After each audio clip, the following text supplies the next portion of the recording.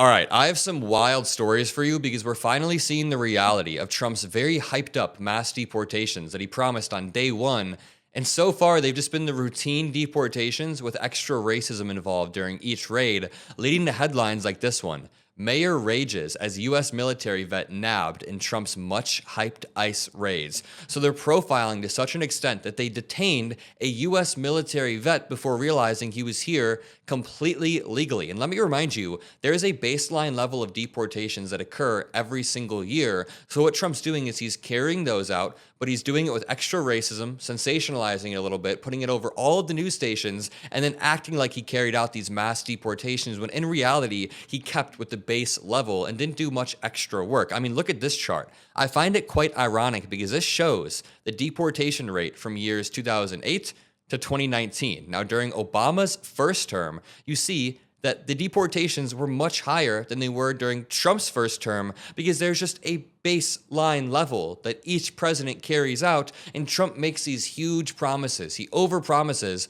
then he underdelivers. So to fix that, he has to try to make a show out of it. He has to try to plaster it on all TV stations. And honestly, Obama had a way better immigration message than Trump ever did, and he was deporting more people. So it's not about how much strong rhetoric you can use. It's not even strong. It's fascistic rhetoric about deporting 21 million illegal immigrants, which would in turn sink our economy and just hurt the U.S. overall.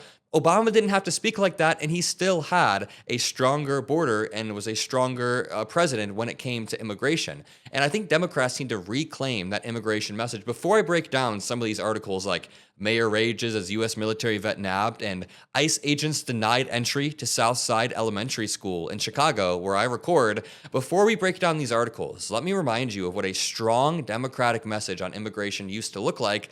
Because I'm not going to lie, Obama had a stronger message than both Trump and Biden. I can confidently say that this message is stronger than President Biden's message. It will resonate with more Americans. And even if you disagree with what Obama's saying, just keep in mind, he won both of his elections handily, very, very comfortably. Biden kind of crept through with a razor-thin margin in the Electoral College. Remember, in Georgia, Biden won by about 11,000 votes. Remember the famous Trump phone call? He won by a slim margin. So drop a like.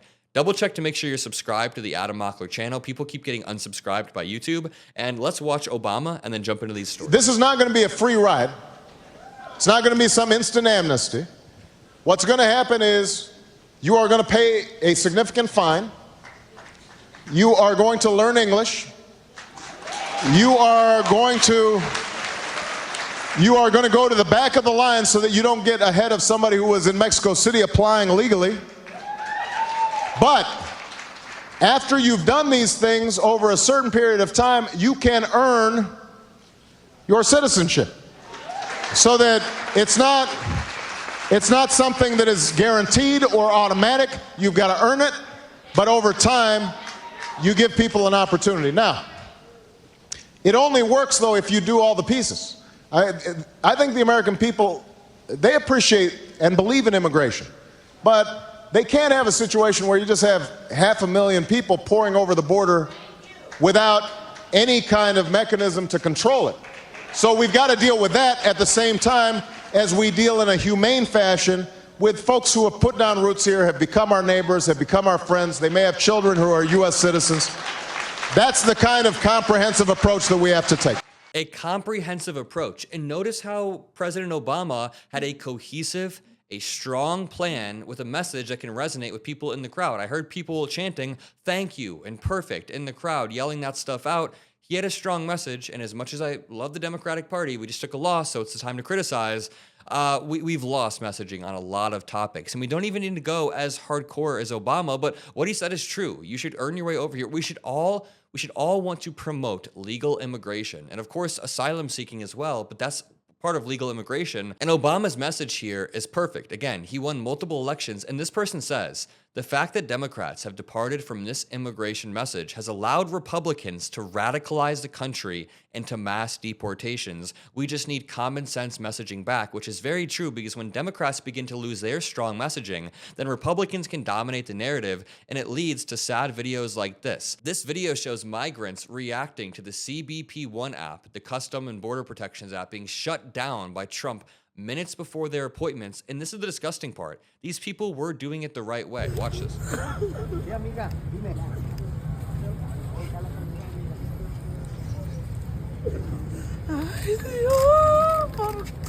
It's incredibly depressing, and it shows that Donald Trump doesn't actually care about streamlining or fixing our immigration system. I mean, these people were coming through the right way. They were waiting their turn, going through the app that was created by our Customs and Border Protection, and they were still shot down because Trump doesn't care. Republicans have turned this app, the CBP One app, into some boogeyman where they think it's one button and you can enter the country like that, when that's the opposite of what is actually true. I mean, you have to wait your turns. In fact, a lot of activists, a lot of people on the ground at the border say the CBP One app actually causes more bottlenecks where people are oftentimes left waiting for an appointment because there's a certain slot of appointments per day, and they oftentimes get left out in very cold or terrible climates like you see in this video. They're all incredibly cold. Everybody was waiting their turn, and yet Donald Trump still shot that down, the entire app. And this brings us to today, when a U.S. military vet was nabbed in Trump's much-hyped ICE raids that turned out to just be TV stunts, just like everything else he does. This dude is addicted to the cameras.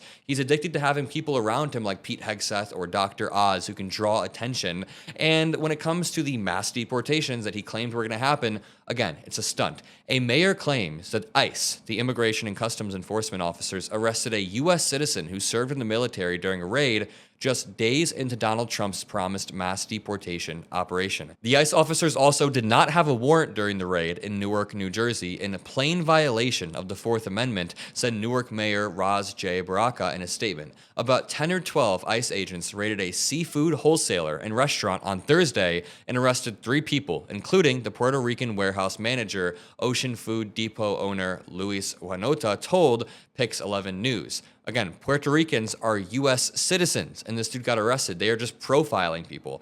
I asked the agents what documentation they were looking for, and they said it was a license or a passport. I thought, who walks around with a passport? Said the owner, noting that the agents didn't ask him for his white workers' documentations. I just want to reiterate, they're going through the normal routine deportations, but it's not normal because they're adding more racism and more profiling. It kind of reminds me of the stop and frisk law that used to take place in New York City that led to Black Americans being disproportionately stopped and frisked. It was just a complete mess. Now it seems like ICE is using that same thing, but anybody who's vaguely brown gets pulled aside. Quote, one of the guys was a military veteran, and the way he looked to me was because he was Hispanic. He is Puerto Rican and the manager of our warehouse, he said. It looked to me like they were specifically going after certain kinds of people. Not every kind, because they didn't ask me for documentation for my American workers, Portuguese workers, or white workers. Mayor Baraka slammed the operation as egregious in his own statement. Quote, one of the detainees is a U.S. military veteran who suffered the indignity of having the legitimacy of his military documentation